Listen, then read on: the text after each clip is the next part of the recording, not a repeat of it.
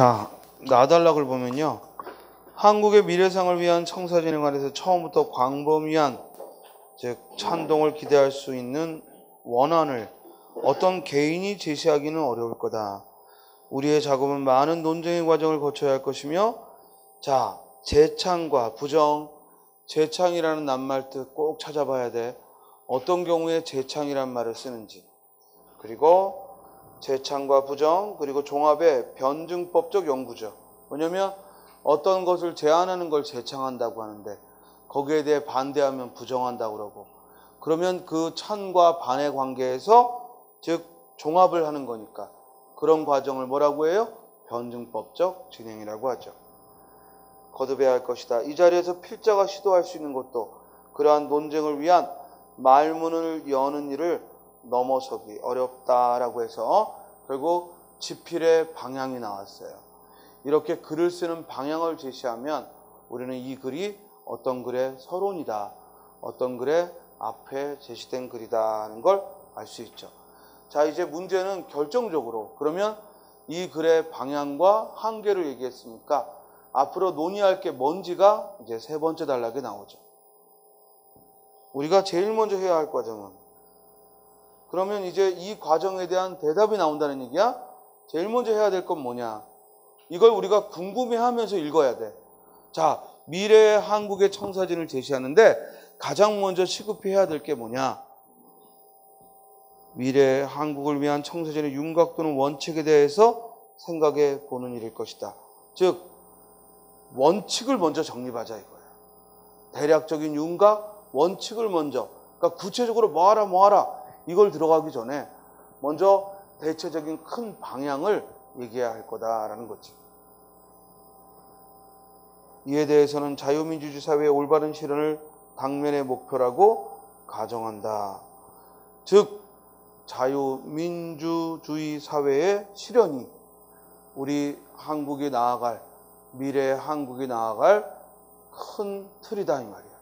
그러니까 우리는 자유민주주의를 전제로 하는 거야.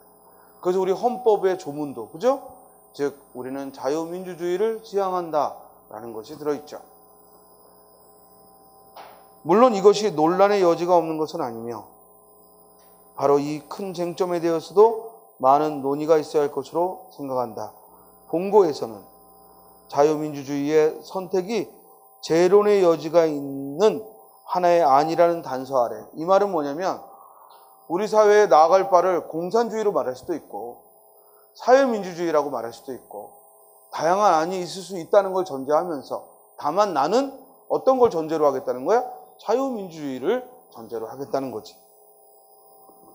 이 단서 아래 필자는 이제 자유민주주의를 전제로 한 청사진의 윤곽을 제시해 보겠다. 그러니까 우리 사회의 시스템을 자유민주주의를 전제로 하고, 즉 우리의 당면한 목표들을 살펴보겠다라고 했죠. 그러면 이제는 다음 단락부터는 뭐가 나오겠어요? 이제 구체적인 자유민주주의 사회의 실현을 위한 그런 조건들이 나오겠죠. 우리가요 워낙 자유민주주의를 함부로 말하다 보니까 자유민주주의가 식상하게 느껴질지 모르겠지만, 선생님은 지금까지 머리털 나고 지금까지 여러 가지 책도 보고 여러 가지 사람들도 보고 사상들도 접했지만 인류가 만들어낸 가장 지혜로운 생각이라는 생각이 들어요. 선생님은 공산주의에 마음을 빼앗겨 본 적 한 번 없고 사회민주주의에도 마음을 빼앗겨 본 적이 없어요. 자유민주주의는 무엇보다도 개인의 인권과 개인의 판단, 결정을 존중하거든요. 그거보다 더 개인을 존중하는 사상은 아직까지 발견하지 못했어요. 그래서 자유민주주의를 워낙 사람들이 함부로 쓰고, 심지어는 자유한국당이 자유민주주의를 쓰다 보니까 이게 무슨 기득권을 옹호하는 것처럼 여겨지지만 그 낱말의 본래 뜻은 그런 게 아니거든요. 개인을 존중하는 것을 전제로 하고, 그리고 그 개인들의 인권이 모여서 공동의 협의하에 민주적 절차를 거치는 것이 자유민주주의죠. 또한 자유민주주의를 자본주의라고 오해하면 안 돼요. 자본주의는 어떤 용어야? 경제학적 측면의 용어고 자유민주주의는 정치학적 측면의 용어고, 그죠? 그러니까 자유민주주의 곧 자본주의 이거는 잘못된 생각이지. 그건 별개의 관점이지. 자, 그래서 이렇게 서두에서는 주로 글의 과제를 제시하는 역할을 한다라는 걸 예문으로 삼았어요. 자, 뒤로 넘겨보세요. 또 문체와 사회라는 글에서는 즉 글의 서두를 제시하는데 정의를 내리면서 시작할 수도 있다는 거죠. 이런 글은 시험에 나오면 굉장히 쉽죠. 글의 주제를 찾기가. 자, 문단의 주제를 찾아볼까요? 문체란 흔히 개성적 표현을 의미한다. 그러나 이것이 전부는 아니다. 이는 할 때 이것은 뭘 가리키죠? 이것은 뭘 가리켜? 문체는 문장 양식을 의미하며 유형적 문체와 개성적 문체로 대별되기 때문이다. 여기까지. 이 글은 뭘 다루겠다는 거야? 문체의 종류. 문체에는 유형적 문체와 그리고 개성적 문체가 있다. 그럼 이 다음에 어떤 내용이 나오겠어? 유형적 문체에 대한 설명과 또 하나 개성적 문체에 대한 설명이 나오겠죠. 그러면 이 문단은 더 읽을 필요가 없죠. 그렇죠? 시험장에서 더 읽을 필요가 없죠? 즉 그래서 선생님이 이렇게 쓰여진 글은 주제 찾기가 쉽다 그런 거야. 이런 글이 꼭 하나 있죠. 꼭 이런 문제는 출제가 돼요. 빨리 풀게 해주는 거야. 즉 이 글의 주제를 말하면 뭐라고 하면 돼? 문체의 종류 또는 문체의 유형. 그렇죠? 자, 그래서 근데 이제 유형이라는 말을 유형적 문체로 썼으니까 종류라는 말이 더 좋겠지. 그러면 유형적 문체란 많은 표현에 공통되는 어떤 문체상의 특수성이 인식될 때 이를 가리킨다. 결국 공통되는 문체의 특수성, 그죠? 즉 여러 문체들의 공통점을 모아 특수하게 인식이 되면 이걸 유형적 문체라 하지. 표기 형식이나 어휘, 어법, 수사, 문장 형식에 따라 여러 가지 유형적 문체가 이루어지고 시대나 지역에 따라 다른 유형적 문체가 이루어지기도 한다. 그러니까 우리가 지금부터 30년, 40년의 글을 봐도 그 문체가 지금과 많이 다르다는 걸 보게 돼요. 또 네티즌들이 쓰는 그런 인터넷상의 문체는 지금 우리가 일반적으로 읽는 글과는 또 그 글쓰기의 스타일이 다르고 그래서 이런 문체를 그렇게 시대나 지역이나 또는 계층을 대변하는 문체를 뭐라고 부른다? 유형적 문체. 이에 대해라는 말이 나오면 항상 이는 그러나라는 의미야. 이에 반해, 이에 대해 하면 이는 그러나라는 말이야. 그럼 이 뒤에는 뭐가 나오겠어? 개성적 문체가 나오겠지. 개성적 문체란 어떤 표현의 특수성이 유형을 띠지 아니하고 독자적인 성격을 지니는 경우를 말한다. 이는 작가와 작품에 국한되지 않고 넓게는 특정한 필자와 문장에 나타난다. 그러니까 무슨 말이냐면 꼭 소설이나 시만 개성적 문체가 아니라 일반적으로 쓰는 실용적인 글에도 개성적 문체가 드러난다는 얘기지. 자, 질문. 이 글의 주제는 뭐다? 문체의 종류. 다음 두 번째. 이 글의 설명 방법은 첫째, 정의가 들어있고 두 번째, 분류가 들어있고 그렇죠? 분류가 들어있고 세 번째, 대조가 들어있죠. 맞습니까? 그렇게 찾아낼 수 있으면 되는 거야. 다음, 아예 글의 주제를 맨 처음 서두에서부터 제시하는 글이 있어요. 이런 것은 주로 연설문이나 논설문에서 주로 많이 보이죠. 김의독립선언서도 그 중에 하나죠. 김의독립선언서는 연설문이죠. 설득을 목적으로 하는 연설문이야. 그래서 글이 아니라 말로 뜻을 전달해야 되니까 아주 쉽게 썼다고. 근데 이 쉬운 글이 여러분들한테 어렵게 느껴지는 일은 오로지 딱 하나, 한자가 주로 써있기 때문에. 그러니까 한자만 즉 겁먹지 않으면 매우 쉬운 내용의 글입니다. 자, 봅시다. 5등은 자해와 조선의 독립부인과 조선인의 자주민임을 선언하노라. 차로서 세계만방에 고하여 인류평등의 대의를 극명하며 차로서 자손만대에 구하여 민족자존의 정권을 영육케 하노라. 기미독립선언서 첫 단락입니다. 그리고 주제는 선생님이 왜 주제는 하고 물었냐면 기미독립선언서의 문단의 주제는 알고 시험장에 가야 된다 그랬어. 거기서 찾으면 안 돼. 알고 가야 돼. 거의 암기하다시피 알고 있어야 된다고. 자, 주제 뭐예요? 독립선언의 내용과 취지죠. 독립선언의 내용과 취지를 밝히고 있다. 그래서 첫 문장이 독립선언의 내용으로 이 문단의 중심 문장, 주지고, 그리고 그 뒤가 그 취지를 밝혀서 즉 부연하고 있는 관계다. 그래서 문단의 구조는 주지 플러스 부연의 구조죠. 자, 해석하면 오등은 같은 한자어는 해석해야지. 왜? 지금 안 쓰는 말이니까. 지금도 쓰는 조선, 독립국 이런 거는 해석할 필요 없지. 그러나 오등은 지금 안 쓰는 말이니까 해석해야지. 무슨 뜻? 우리는. 이때 오자는 나 오자고 등은 무리 등자니까 나들은 이 말은 곧 우리는 이 말이죠. 우리는 자에, 이때 자도 지금 안 쓰는 말이지 이에 이 말이야. 이에. 이때 이것이 가리키는 건 바로 1919년 3월 1일을 말하는 거지. 1919년 3월 1일에 조선의 독립국인과 조선인의 자주민임을, 자, 이걸 현대어로 옮기면 조선이 독립국이라는 것과 조선인이 자주민이라는 것을 선언한다 이 뜻이거든. 그러니까 이때 의는, 관형격 조사 의는 의미상 관형으로 쓰인 게 아니라 의미상 뭐야? 주격으로 해석이 되지.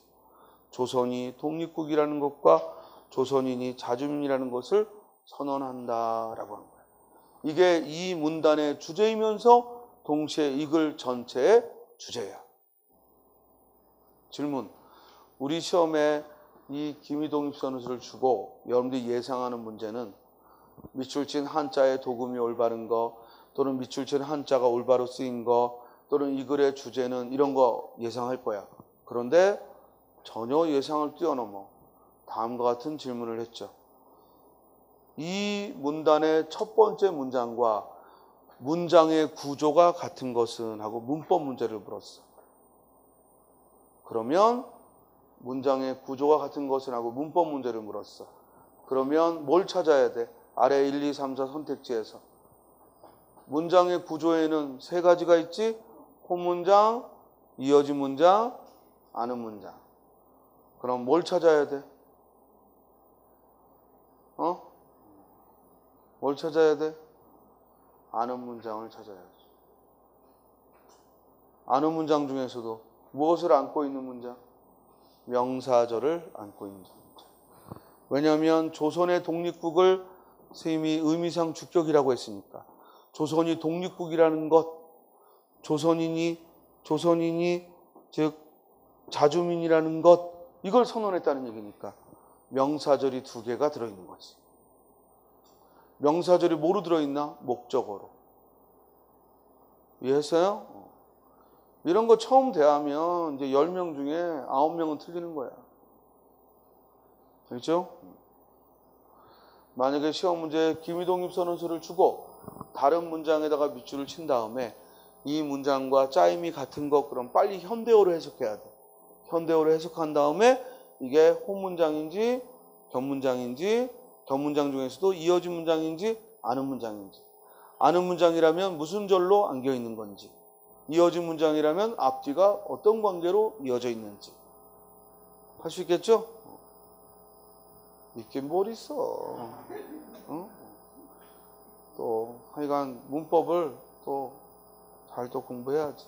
자, 하여간 우리 시험에서 뭔가 알고서 시험 봐야 하는 건 전부 문법 지식이야. 나머지는 알고 볼 게 아니야. 그냥 그 자리에서. 그리고 독해를 잘하는 사람은 무조건 질문을 잘 읽는 사람이야. 그 사람이 독해를 잘하는 거야. 자, 다음. 차로서. 이때 차가 가리키는 건 이것이 가리키는 것 바로 독립선언이지. 독립선언으로 세계 만방에 고하야. 세계 만방, 한자봐 만방할 때 방자가 나라 방자야. 세계 모든 나라에 뭐야? 알려. 밑에 고하야는 알려. 인류 평등의 대의를. 이때의 의는 의미상 동격이지. 인류 평등이라는 큰 뜻을 이 말이지. 그러니까 대의가 곧 인류 평등이지. 이걸 동격이라고 하죠. 즉 의미상 동격이야. 인류 평등이라는 큰 뜻을 극명하며 뭐야? 밝히며 차로서 이것으로 독립선언으로 자손 만대까지 고하야. 이때 고하야는 말씀은변이 들어갔지? 그럼 이때 고하다는 아까 말씀은변이 빠진 고하다는 알리다라고 했는데 이제 말씀은변이 들어간 고하다는 무슨 뜻? 깨우치다. 깨우쳐서 이 말이야. 자손 만대까지 깨우쳐. 민족 자존이라는 자존할 때 존자 봐. 무슨 존자? 무슨 존자? 있을 존자. 민족은 스스로 존재한다. 존중한다가 아니야. 존중할 존자가 아니야. 있을 존자야. 민족은 스스로 있는다라는 정당한 권리를, 올바른 권리를 이 말이야. 다스릴 정자가 아니지. 바를 정자야.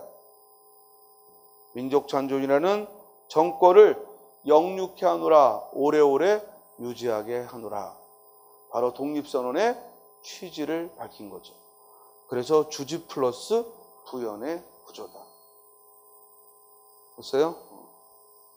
항상 현대어로 풀고 그 현대에 걸맞은 한자를 눈여겨보고 기미독립선언서 끝까지 안 하고 버티지 말고 그죠? 해야 돼. 하는 데까지 해야 돼. 따라서 이 글은 아예 처음부터 주제문을 직접적으로 제시한 주로 연설문에서 그런 경우가 많죠. 우리 김구 선생의 나의 소원이라는 글도 그죠? 나의 소원은 뭐야? 대한민국의 완전한 자주 독립이요 하고 즉 먼저 주제를 제시하고 그리고 구체적으로 상수를 해갔죠. 자, 이제 마지막에 결론 부분에서의 글들을 보면 주로 결론은 앞에 나온 내용을 요약 강조해 주는 내용으로 이루어져 있죠. 먼저 가를 봅니다. 강신항의 민족문화와 언어사회라는 글의 일부죠. 국어와 한민족. 이때 한민족은 그 한이 우리 이 한족의 민족, 한민족, 우리 대한민국의 혈통을 말하는 거니까 띄어쓰지 않았죠. 하나라는 의미가 아니니까 한민족. 국어와 한민족 또는 국어와 한국 문화의 관계는 과연 어떠한 것인가를 검토할 필요가 있는데 흔히 우리는 국어는 우리 민족의 고유한 언어이며 우리 문화의 소산인 듯이 막연하게 생각하고 규정하는 경향을 본다. 물론 이것은 틀림없는 사실이겠지만 국어라 하여 너무 소중히 여긴 나머지 정당한 이론을 펴지 못한 면도 있는 터다. 여기까지. 결국 이 글은 뭘 다루겠다는 거야? 국어와 우리 민족과의 관계, 국어와 한국 문화의 관계를 다루겠다는 거야. 그리고 이 둘은 매우 밀접한 건 사실이지만 그렇다고 해서 즉 너무 소중히 여겨서 정당한 이론을 펴지 못한 것도 있다는 거지. 그러므로 이 필자는 좀 더 객관적으로 국어와 한민족의 관계, 국어와 우리 문화의 관계를 살피겠다라고 논제를 제시했고 이것이 글의 서두의 특징이지. 그런 다음 쭉 상수를 한 다음에 결론에서 이제 나달락을 보면 끝으로 결론하면 국어는 우리의 언어사회의 계약물인데 이 언어사회가 형성된 기원은 원시 조선어가 분기된 시대에부터일 것이며 분기라는 건 뭐야? 갈라지다. 분기점, 갈라지다. 한자 찾아봐야지. 뭐 화가 나서 분기탱천 그런 글 아니지? 갈라지다, 분기. 그 구성이 시종, 시종. 시종 뭐야? 시작과 끝, 처음과 끝. 시자 놀랍지 않아? 처음 시자가 어떻게 생겼어? 여성이 임신한 거예요. 그죠? 시자입니다. 아니 엄마 뱃속부터 시작이잖아. 시작이야. 끝은 실이 끊어진 거예요. 땡, 그죠? 끝. 그래서 시종. 그래서 이어가던 실이 끊어진 거지. 그러므로 시종. 우리 계절의 끝이 겨울 동자잖아. 그 글자야. 실이 끝이야. 처음은 엄마 뱃속이. 굉장히 철학적이지 않아요? 그래서 우리는 영원히 사는 동안 상실감을 갖게 돼. 왜? 엄마 뱃속을 떠나오는 순간부터 분리의 상실감. 이게 무의식에 쌓이는 거예요. 그러니까 아무리 옆에 사람들이 많아도 허전하지. 이해돼요? 그건 어쩔 수 없는 우리가 가장 따뜻한 곳을 벗어났기 때문에. 그리고 그렇게 이어지다가 마지막은 뭐야? 다시 돌아가는 거지. 엄마 뱃속으로 돌아가는 게 아니라 자연으로. 그게 우리의 삶이다 이겁니다. 한자에는 이런 철학이 서양에서 말하는 직선적 세계관과는 좀 다르죠.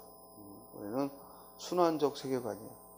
우리가 다시 그렇게 흙으로 돌아가면 다시 그 자양분을 먹고 또 어머니가 잉태를 해서 또 애가 나오고, 그죠? 그런 순환의 과정이지.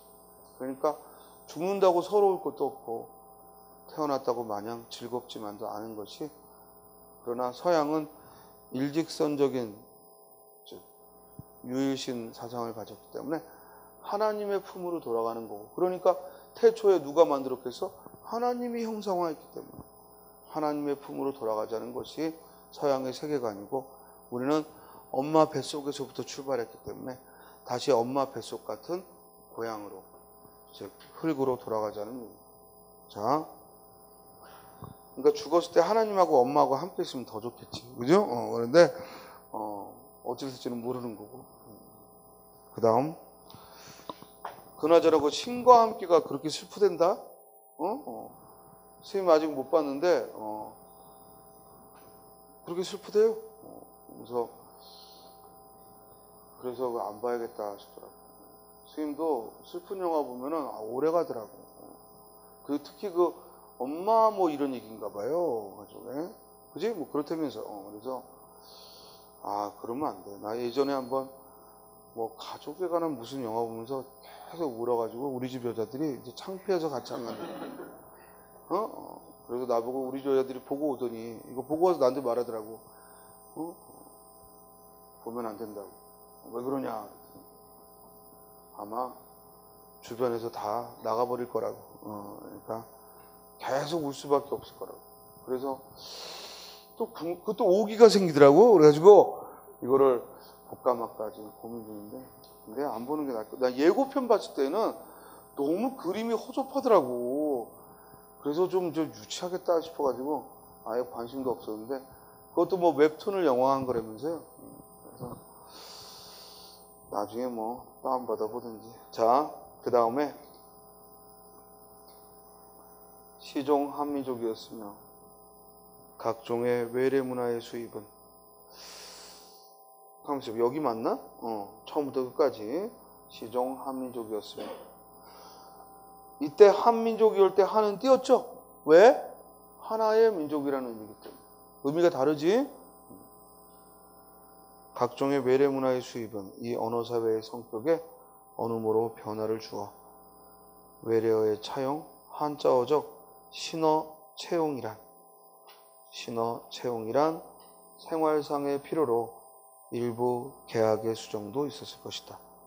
그리고 다양하게도 이 언어사회는 민족으로는 단일 민족이었으면서 지리적으로 이동이 거의 없었던 주로 반도라는 종일 지역이었고, 문화적으로는 비록 복잡한 이민족의 문화의 혼합체였지만 동일 문화권 안에서 유지되고 발달되었다는 좋은 조건이 국어의 발달에서 순조로운 과정을 밟게 된 것이다.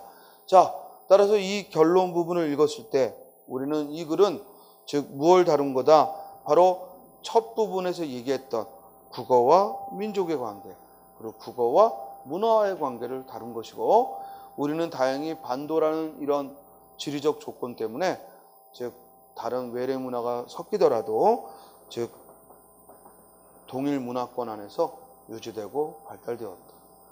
그래서 우리 동양 삼국 중 가장 문화적 정체성이 빼어난 곳이 일본이죠. 왜? 이 새끼들은 섬이야. 섬. 아무리 타지에서의 것이 와도 고립된 문화죠. 우리 대한민국 안에서의 팔도 중에 가장 독자적 문화가 강한 곳이 어디예요? 제주도입니다. 맞습니까? 그 섬 사람들이 갖는 섬 사람들만의 동일식, 동질감 이런 건요, 이 육지 사람들은 짐작하기 힘들답니다. 그래서 그들만의 문화, 그리고 그들만의 단단한 결속, 또 그들의 어떤 고유의 문화 이런 것들을 쉽게 포기를 안 한다는 거예요. 우리 제주도가 그렇고, 그리고 일본이 그렇다는 거예요. 서양에서는 뭐야? 영국이 또 그런 특질을 가지고 있어요. 그러니까 근데 우리나라는 이제 아무리 반도라도 한쪽이 뚫려 있기 때문에, 지금은 남북으로 분단됐기 때문에 우리가 아주 괴상한 문화를 지금 꾸려가고 있지만, 사실은 남북이 통일된다면 우리는 정말 서양의 어디야? 그리스나 로마 같은 그런 대단한 문화적인 걸 발달할 수 있는 그런 여건을 가지고 있어요. 실제로 조선시대 때는 그랬어요. 우리 문화가 중국을 압도했거든. 그런데 그리고 일본에도 많이 넘겨주고. 그렇지만 지금은 우리가 지금 반쪽짜리라 역량을 충분히 못할 뿐이죠. 우리도 다른 나라 못지않게 똑똑한 나라입니다. 그리고 문화적으로 재능을 가지고 있고. 근데 지금 이게 기형적인 모습이잖아요. 반쪽짜리밖에 없는 거야.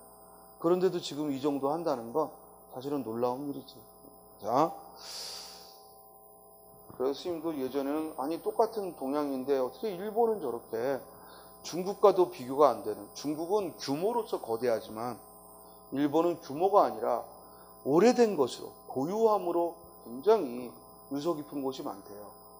심지어 무슨 조그만 가게도 그냥 웬만하면 100년 넘었다며. 그만큼. 왜 그러나 싶었어. 저들의 민족성은 뭐가 다른가. 근데 딴 게 아니라 지리적 요건이 가장 큰 요인이었다고 합니다. 굉장히 타당한 가설이죠. 그죠? 꼭 그것만이 아니다 하더라도 타당한 가설이 아닌가 싶어요. 자, 현대사회의 과제라는 글에 보면 글의 마지막을 다음과 같이 또 장식하죠. 그러기 위해 우리 모두는 정신적 가치가 속하는 문화에 관심을 기울이고, 자 봐봐, 관심을 기울이다, 또 그 밑에는 뭐야? 참여하다, 그리고 뭐뭐 하는 일이 시급하다, 이런 표현들은 우리가 정책명제라고 하거든. 정책명제. 우리한테 행위를 요구하는 문장이야. 이런 행위를 요구하는 문장을 정책명제라고 그래요. 주로 이런 정책 문제는 글의 맨 끝에 나오는 수가 많죠. 그리고 거기에 이제 그 주제가 분명히 드러나죠. 그래서 우리는 문화에 관심을 기울이고, 그리고 학문과 예술 창조에 참여하여 건설적 가치관을 가지고 우리 사회에 임해야겠다는 거예요. 우리가 자주국방이나 또는 거대한 경제력을 가진 나라를 꿈꾸는 것보다는 문화적으로 융성한 나라를 꿈꾸는 게 시급하다는 거지. 이런 생각은 김구 선생뿐만 아니라 도산 안창호, 기타 여러 앞선 지도자들도, 김대중 전 대통령도 그랬고, 노무현, 이명박, 박근혜까지 이어져 오는 동안 공통으로 말하는 요소이긴 해요. 다만 이명박 때는 이제 문화보다는 건설에 관심을 가졌기 때문에 조금 삐그덕했지만, 또 박근혜는 실패하긴 했지만 박근혜도 결국 문화를 강조하는 건 맞죠. 이번 문재인 정부에서도 이 문화적인 융성을 위해 첫 번째 사업이 작가들을 지원하는 프로그램을 내년부터 하겠다.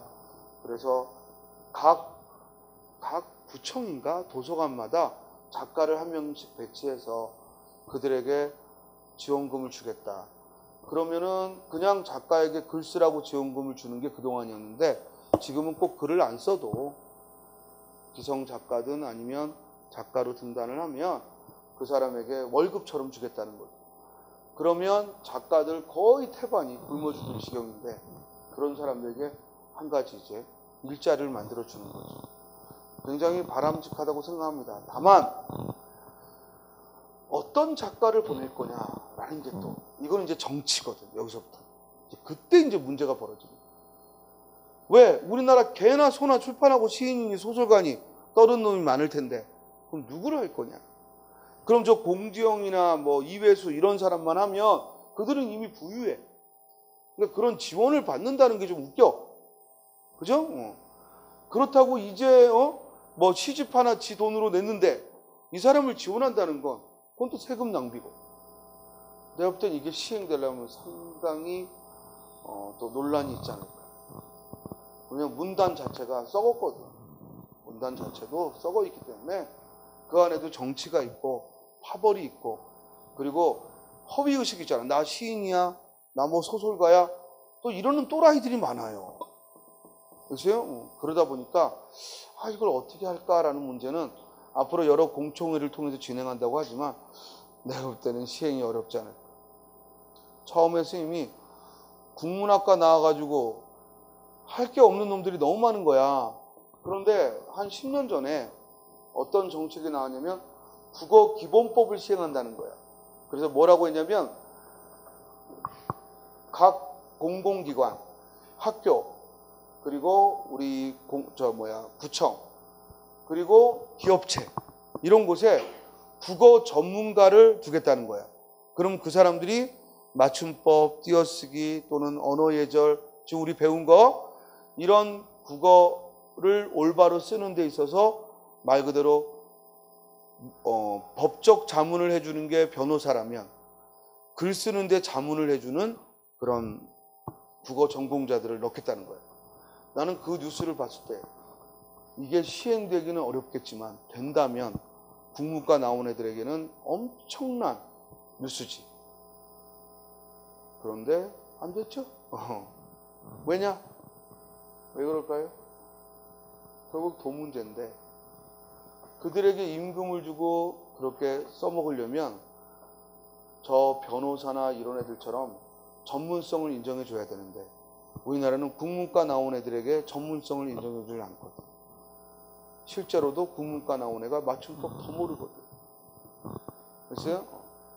그래서 이게 그런 국어 문법 전공한 석사학위 이상을 찾아봤더니 그 돈에 데리고 갈 사람들은 또 없고. 왜냐면 겨우 돈 100만 원 가까운 돈인데 연구소보다도 못한 돈인데. 그래서 결국 흐지부지야. 그래서 항상 아이디어는요. 사회에 적용하려면 그 사람들의 구체적인 문화 또는 그동안의 관습을 고려해야 돼. 나는 이 문재인 정부에서 첫 문화사업의 시작으로 책에 관심을 가졌다는 건 환영을 합니다. 그렇지만 도서관마다 작가를 배치하겠다는 건 굉장히 위험한 발상 중에 하나. 그러면 쓰레기 같은 애들이 또 많이 시인이네 뭐 소설가네 하고 지금 안 그래도 동네 뛰어다니는 애들 많거든. 전에 한번 스님이 어떤 이렇게 관심 있는 카페였는데 시인이라고 계속 뭐 시를 올리더라고. 시인도 아닌데 이제 자기 자작 무슨 뭐 출판을 한 놈이야. 스님이 참다가 거기다가 시라는 건 일단 형식상의 행과 연을 나눌 뿐만 아니라 형상화가 돼 있어야 한다. 그냥 보고 싶은 여인, 아름다운 여인, 뭐 몸으로 운 여인 이건 물론 뭘 말하는지는 알겠다. 그러나 뭐야? 형상화가 없어. 차라리 몸으로 운 여인 그랬을 때 이게 의미가 있으려면 제목을 자명종이라고 해야지. 이해돼요? 그러면 그건 시가 돼. 그러나 제목이 그리운 당신이야. 그리운 여인이야. 그리고 내용에 몸으로 운 여인이야. 이러면 그건 뭐야? 에로도 아닌 유치하기. 근데 이거를 매일 올리더라고. 그래서 한마디를 썼죠. 어떤 얘기가 나오겠어요? 그냥 쓰는 글인데 뭘 그렇게 전문성적인 용어를 쓰느냐. 내가 형상화라는 말밖에 안 썼어요. 그리고 그렇게 잘나시면 직접 써보세요. 근데 왜 옆에 찌질한 애들이 또 막 협조할 거 아니에요. 그러면 안 쓰게 돼요. 안 써. 왜냐면 잘못된 글도 공예거든, 공예. 그리고 문장력이 너무 없어요, 사람들이. 기본적인 주어 서술어도 안 맞아. 그것도 책을 읽겠다는 사람들이 모여서, 글을 쓰겠다는 사람이 모여서 기본기도 없어. 시의 맞춤법 틀린 게 이건 시적 허용이 아니야. 몰라. 그럼 노력을 해야지. 그리고 그런 걸 지적을 해주면 내가 이게 부족한가 보구나 하고 애를 써야 되는데, 다행히도 이제 그 당사자는 그런 태도를 가졌더라고. 그래서 기분 좋게. 근데 꼭 옆에 그 찌질한 응원하는 애들, 이런 애들이. 교수님이 시는 이런 거다 하고 형상화란 딱 그 하나만 가지고 그냥 대충 써가지고 하나 해줬어요. 이렇게 하는 게 시다. 전부 아무 소리 못하더라고. 왜? 그거 너무 간단한 거거든. 그냥 직접 쓸 걸 비유하면 끝나. 이해돼요? 그러니까 제목하고 이 내용하고 충격을 주면 돼. 그래서 이미 금방 그랬잖아. 그리운 여인 그래놓고 몸으로 운 여인 이러면은 이건 유치해지지만, 제목이 자명종인데 몸으로 운 여인 그러면은 이건 풍자적이게 되거든. 간단한 거예요. 그러니까 앞으로 여러분들이 시가 쓰고 싶으면 스님이 말한 거 딱 하나만 생각해. 직접 생각하지 말고 비유하여 드러내죠. 이해돼요? 김수영의 풀이. 풀은 바람이 불면 넘어지고 바람이 불면 일어선다. 이렇게만 했으면 그건 시도 아니지. 근데 바람보다 먼저 일어나고 바람보다 먼저 눕는다. 여기서 우리의 상식을 깨는 거야. 그리고 거기에는 어떤 형상화? 의인화라는. 그러니까 이러면은 잘난 척 보이나 봐요. 그런데 거기 국어 선생님들도 많이 모여 있는 곳인데 국어 선생님들도 모르는 새끼는 몰라요. 여러분들 표정이 저 새끼 잘난 척 맞구나 이렇게 생각하시겠지만, 그러나 우리는, 나는 그래. 내가 모르는 걸 학생이 뭘 말해줘도 나는 귀를 쫑긋하고 들어요. 그게 그러니? 내가 몰랐던 게 부끄럽지 않거든? 근데 왜 다른 사람들은 모르는 걸 말해주면 부끄러워할까? 그건 아무래도 내가 말하는 싸가지가 없거나 아니면 너무 정곡을 찔렀거나 이럴 텐데, 왜 그러나 모르겠어요. 저는요, 어느 나이가 접어들면서 제일 아쉬운 게 뭔지 알아? 더구나 나는 이런 가르치는 직업이 너무너무 좋은데 한 가지 아쉬울 때는 뭐냐면, 나를 가르쳐주는 사람들이 점점 없어진다. 가르쳐주려고를 안 해. 그래서 선생님이 아마 더 일부러 책을 읽고 이러는 것도 직접 나한테는 가르쳐주려고는 안 하더라고요. 나는 사실 너무너무 많은 게 부족한데, 모르는 게 너무너무 많은데, 그리고 알고 있는 지식이 어설픈 게 너무너무 많은데, 그래서 나는 학생들도 가끔 굉장히 용기 있게, 선생님 혹시 이런 책 읽어보셨어요? 했을 때 내가 못 보던 거고 안 보던 분야면 너무너무 감사한 거예요. 내가 어떻게 다 읽어보고 어떻게 다 알겠어. 그리고 또 내가 몰랐던 단어를 여러분들이 질문의 형식을 통해서, 선생님 이런 단어가 사전에도 없는데 이건 어떡합니까? 그럼 선생님 막 찾아보거든. 그럼 사전에는 안 올라와 있지만 예쁜 단어들도 있고, 또는 이건 사전에도 없고 근본도 없는 거라 시험과 무관하니까 우리 시험 쓰지 말자, 이럴 수도 있고. 교학 성장할 수 있는 기회거든요. 글쎄요, 가르치는 사람에 배우는 사람. 그런데 그런 거를 우리는 굉장히 쑥스러워하는 부끄러워하거나 아니면은 반감을 갖는 것 같아요. 여러분들은 제발 그러지 마. 누군가가 여러분에게 뭔가 문제점을 지적해주면 그건 창피한 게 아니야. 그리고 다른 사람은 모욕한 게 아니야. 부끄러움을 느끼는 내 마음이 문제야. 됐어요? 절대로 다른 사람이 뭘 알려줄 때는 모욕하려고 알려주는 게 아니에요.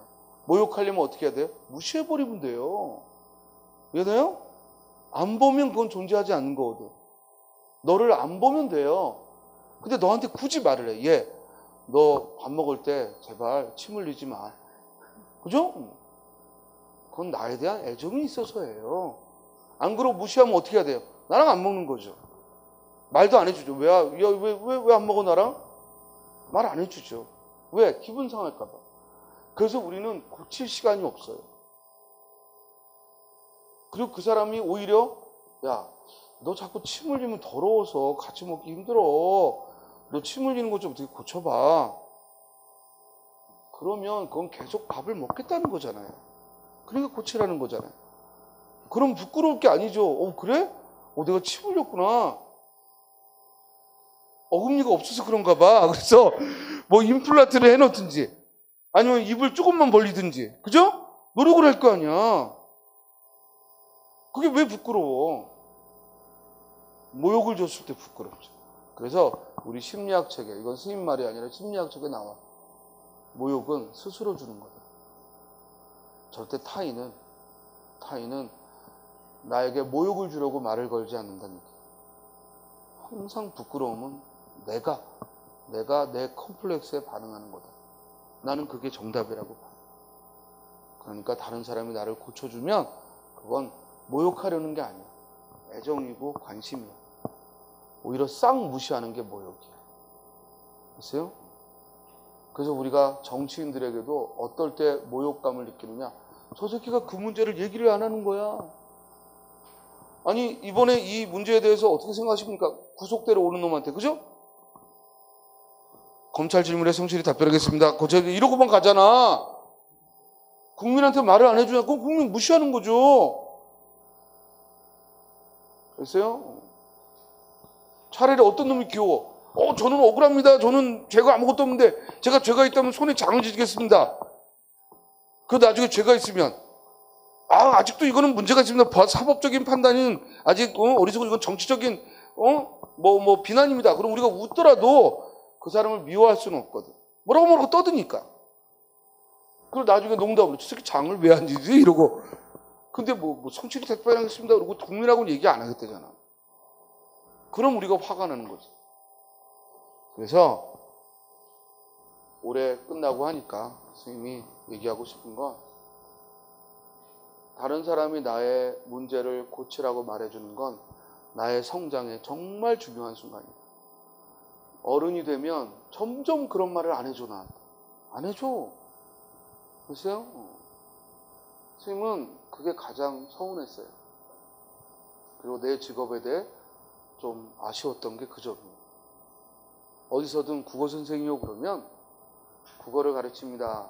또는 특히 우리 공무원들 친구들을 가르칩니다. 이러면은 나한테 누가 충고를 안 해요. 너무 서운한 일입니다. 그러니까 여러분들도 항상 누군가가 지적을 하고 조언을 하면 감사하게. 그리고 오히려 여러분들이 별것도 아닌데 여러분들 자꾸 부추기고 잘한다. 그죠? 이러면 오히려 경계하기를 바랍니다. 거기에 취하면 끝장이거든. 아세요? 스님도 가끔 스님 수업 재밌어요. 스님 공부가 너무 쉽게 이해가 돼요. 예전에는 막 흥분했어.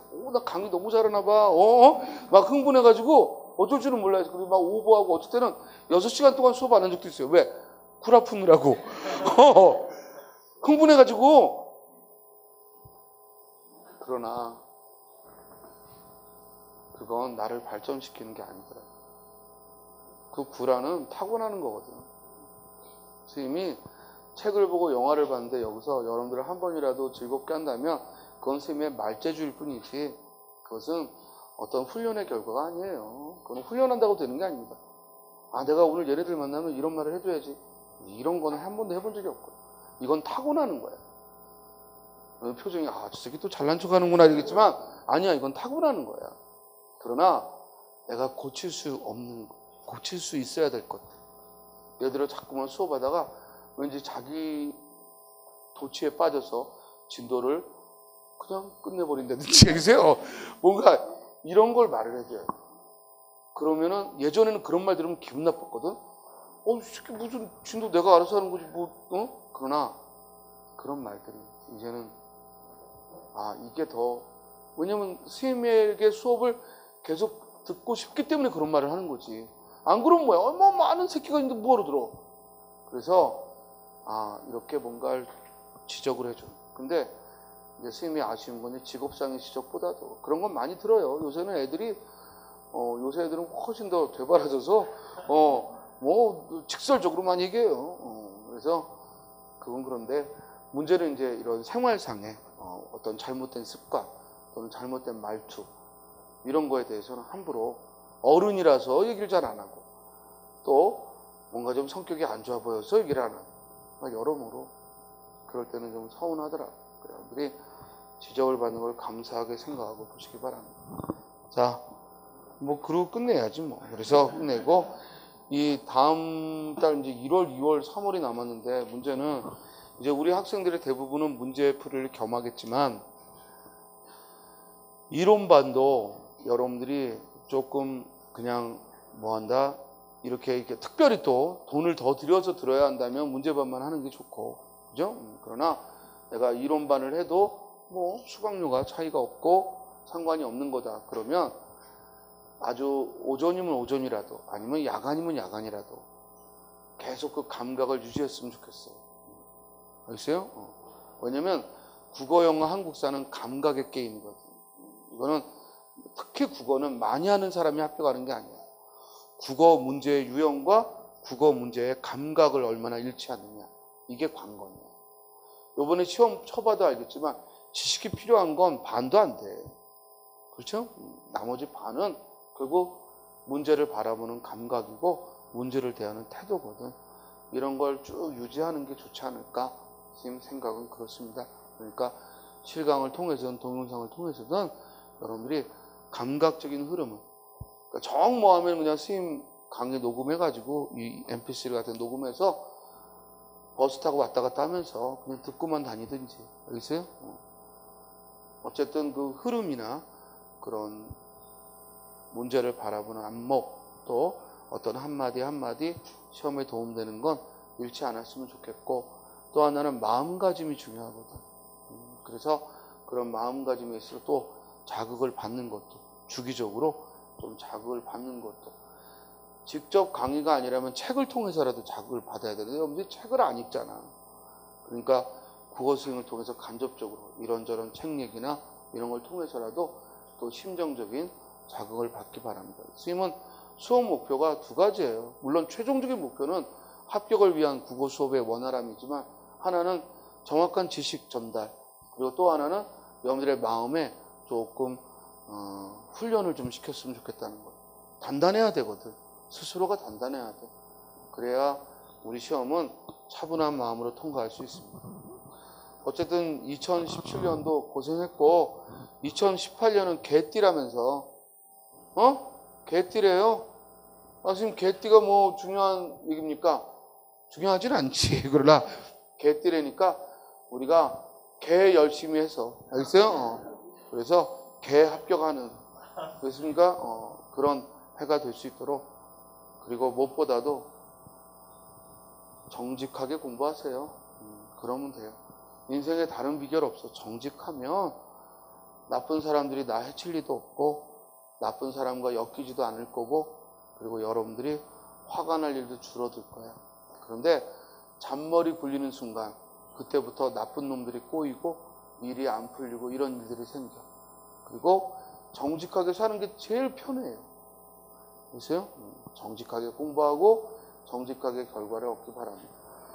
어쨌든 이제 다음 시간에 올 때는 1권을 가지고 오기는 가지고 오시되 제가 프린트를 중심으로 해줄 겁니다. 그러니까 조금 나눠드리는 것이 있을 테니까 그런 것과 함께 짝을 지어서 1, 2월 마지막 정리다 생각하고 수업 진행하도록 하겠습니다.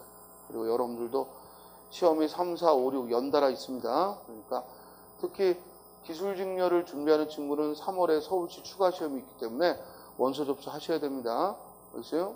그리고 지방직 시험이 한 달 앞당겨졌기 때문에 또 지방직과 서울시가 같은 날 보기 때문에 이제는 선택을 하셔야 돼요. 그죠? 시험 기회가 줄어들면 줄어든 겁니다. 그리고 한 달씩 앞당겨졌기 때문에 더 분발하시기 바랍니다. 그리고 마지막 부탁은 제발 정동진 가지마. 알겠어요? 합격하고 가. 합격하고 새해부터 추워가지고 발발들 떨고 오지 말고. 알겠죠? 합격하고 거기는 합격하고 나서는 가고 싶지도 않을 거야. 괜히 지금 마음이 싱숭생숭하니까 그런 것도 가고 싶을 텐데 인천 앞바다도 가지 말고. 알겠어요? 그냥 집에서 차분하게 기도하면서 새해에 야 이러자 스스로 다짐하면서 조용히 보내세요. 지금은 12월 30일에는 절대 어떤 미동도 하지 않고 얌전하게 새벽 이거 도심각 좀 그죠? 타종 TV 틀어만 놓고 종소리 들으면서 1년에 대한 각오 다짐하고 혼자서 경건하게. 왜냐면 우리 집 여성들은 모두 성구영신 예배를 가시기 때문에 혼자서 차분하게 집에서 인류의 평화와 그리고 여러분들의 합격을 위해 차분하게 보내는, 이건 내가 한 20여 년 지켜오는 것 같습니다. 절대 그때는 어떤 약속도 어떤 대화도 다 필요 없고 혼자서 나만의 시간을 가지고 1월 1일 날 일찍 일어나서 그죠? 그리고 열심히 생활했으면 좋겠습니다. 하여튼 건강하게 잘 지내시고 새해 봅시다. 예, 수고하셨습니다.